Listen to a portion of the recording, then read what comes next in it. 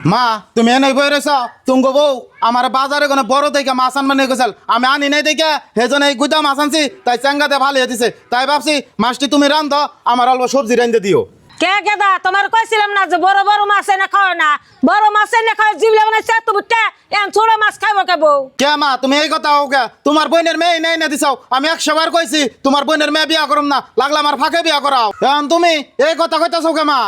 কে বুঝি পোলা তো কবই বুনের মেয়ে আইনা দিছো হান্তা বুনের মেয়েরা কিছু কই হারবে না। আমার তো কইছে যে বুনের মেয়ে আনমান নিগে আমি তো আনি নাই। পরের মেয়েরা দুইটা কথা কই হারম, নিজের বুনের মেয়েরা একটা কথা কই হারম না, কইলেও নিজেকে সইলেই পড়ে। বুঝি তাহলে তো আমার পোলা বিয়া করান যাবে না, আমার পোলাও তো বোনের মেয়ে দিয়ে বিয়া ঠিক করছি। শুনলা তো মা চাষিকে কথা?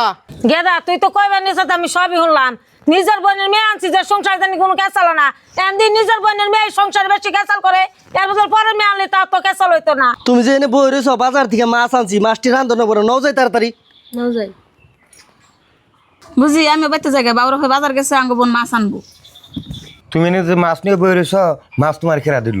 আর করে না বউ বলে গেদারে বড় মাছ রয়েছে, গেদা বড় মাছ আনে দেখে ছোট মাছ আনে দিছে, সেই মাছ বউ ফাইল দিছে, সেই মাছ পোলা আমার খুঁড়াই না, মা আমার রান্ধে তরকারি দিও। মাছ চাঙ্গাতে বউ ফালিয়েছে আমার সব ভালো হয়েছে। তোমার বারবারে কইছি যে তোমার বোনের মেয়ে আনো নাকবো না, অন্য মাসে মেয়ে আনুম তার সংসার করে খেয়ে আসবো। তোমার বোনের মেয়ে আনছো দেখে আজকে চাঙ্গাতে ফালিয়ে দিবেন সাহস পাইছে। আব্বা তোমরা ক্যাসাল করো না, আমার কপাল যেতেন আসাল হেতেন তো হয়েছে পেশাল বাড়লে দাও এখানে আর একটু না আমি হন বাইতে যাই কে মা।